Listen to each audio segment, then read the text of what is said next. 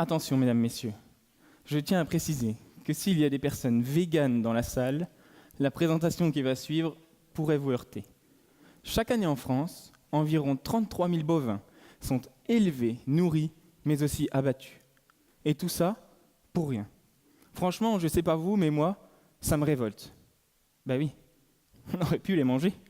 Cela représente 150 000 steaks hachés jetés par jour. Et tout ça à cause d'un problème de couleur. En France, comme dans le monde, les critères numéro 1 d'achat sont l'aspect et la couleur.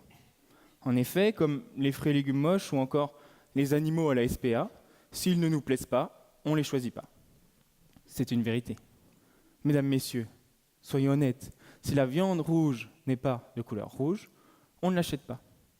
Le problème, c'est que cette viande rouge peut virer au vert. Et malheureusement, cela entraîne du gaspillage alimentaire. Mais alors, d'où vient ce virement de couleur, me direz-vous? Tout le monde a déjà vu l'intérieur d'une pomme passer d'une couleur blanche à brune après l'avoir coupée. C'est ce qu'on appelle un phénomène d'oxydation. Dans la viande, le virement de couleur est lié à l'oxydation d'une protéine musculaire appelée myoglobine. Pour vous donner une idée de ce que représente une protéine, prenons un exemple. Pour construire une maison, il faut des briques. Pour construire un muscle, il faut des protéines. Au départ, dans la viande, il y a de la myoglobine rouge, donnant à la viande une couleur. Merci, vous suivez, ça fait plaisir.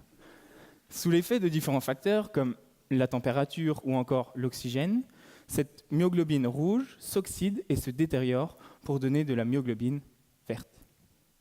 Maintenant, si je vous disais qu'il était possible de n'avoir, ou qu'il sera possible de n'avoir plus que de la viande rouge dans nos rayons de supermarché prochainement. Deux options étaient possibles. La première, donner toute cette viande verte à des daltoniens en leur disant qu'elle est rouge. Peu orthodoxe, mais problème résolu. La deuxième, plus complexe, prédire l'avenir de la viande. Voilà en quoi consiste mon travail. Grâce à des sondes, je mesure cette fameuse oxydation à même la carcasse, afin de savoir au bout de combien de temps la viande changera de couleur. À terme, une application permettra d'orienter ces carcasses soit sur des filières courtes, comme les plats préparés, si la viande doit changer de couleur rapidement, ou alors sur des filières longues, comme les barquettes en supermarché, s'il est prédit un changement de couleur plus tardif. Finalement, si mon travail porte ses fruits, le gaspillage alimentaire diminuera de jour en jour, un peu comme le nombre de Français en deuxième semaine de Roland-Garros. Mais surtout, chose importante, il n'y aura plus que de la viande rouge dans nos rayons de supermarché.